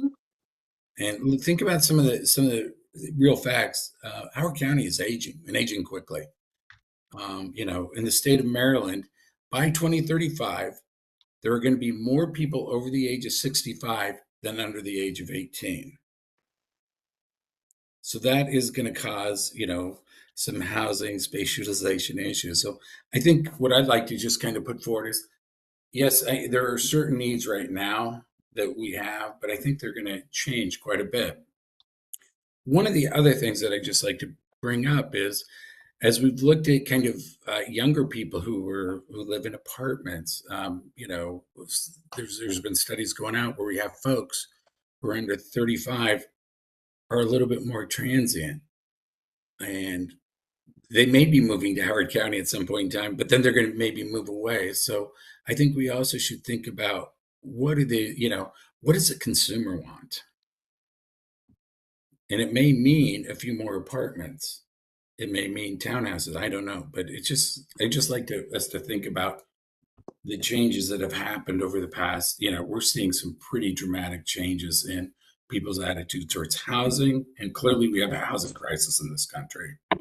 And I think Howard County Newtown can do its part. I'm not saying it has to do everything, but it has to do something. We have an aging, folks are getting older, so we're going to have to deal with that. And, the schools issues are going to be there no matter what. I mean, our schools are older. It's a fact. So there's going to have to be really some innovative planning and maybe different types of financing, how to get these things up to speed. But I just like us to kind of think about what type of housing needs and what we can address going forward rather than where it is today. So that's all I had. Great. Thank you, Tim. And Ryan, I think your hand is still up from before. And then Renee, I saw that your hand was up. So I just want to say that you're correct, that this county and the country is getting much older. But if you look at what the problems are today, it is people who are under the age of 40 who can't afford to buy a starter home, a condo, a small, what I used to call VA home, tract housing. Those homes are not here. There's no provision in any of this to have that discussion about how we move people into home ownership. Okay, we've classified them now into 2 groups, home ownership and renters. No transitional housing on the market. Okay, that's a problem. If we really want to solve the housing crisis in this country, people want to be able to buy a home and retire without a home payment. And that's not possible in this country right now. And if you want stability, you have to have a certain percentage of home ownership in your community. That's been proven over and over again. That's why getting accurate data for this committee to work with is very important. And right now, we need to have downtown Columbia added to this data, and we need to look at it holistically throughout the county. Okay, I'm not opposed to development. I'm actually pro-development. You can ask people down here. I pushed to get Erickson in. It's almost 2,000 units. I single-handedly fought for Erickson. But I need people to look at this in a holistic approach and to create housing opportunities so that younger people can move into home ownership at some point, which is a policy decision. Thank you, Renee. And so with that, we are going to wrap up. And all of the comments, all of the discussion was wonderful tonight. I think there's definitely a lot of things that people shared that as we do look at moving into recommendations, to really think about that concept. Tim brought it up again at the end here, and it was one of those questions as we had the initial meet and greets back in May and June. Believe it's been that long since we've all been working together here. But one of those initial comments was, what do you want, Newtown District, what do you want Columbia to look like 10, 20, 30, 40 years from now? So thinking holistically, thinking about innovations, thinking outside the box. We don't have to, we have our direction of open space, green space, honoring our past, but recognizing that the current time is very different than what it was before, and it's going to look more different in the future. So how do we honor the past and still stay relevant in that community that people want to come to, as each of you has shared as well. So those are some things to really keep prevalent in our minds as we move towards those recommendation meetings. As noted, the next task force meeting will be in person on December 9th. And then the one following that is virtual on January 27th. The in-person will do those last 2 questions. Don't forget that homework assignment. And then we'll move into the online survey, full analysis, and the recommendations. So I'd like to, just for any final remarks or to close us out, turn it over to Linda, if there's anything else you would like to add at this time. I think this was great. Thank you all for the robust dialogue and feedback. I think this was one of our best discussions, to be honest, thus far. We had a really great dialogue amongst the members tonight, and really great facilitation. So thank you all so much this evening for all your thoughtful comments and participation. Thank you all. Have a wonderful evening and happy Thanksgiving. Yeah, happy Thanksgiving, everyone. Thank you so much, and we'll see you on the 9th. Take care. Bye-bye.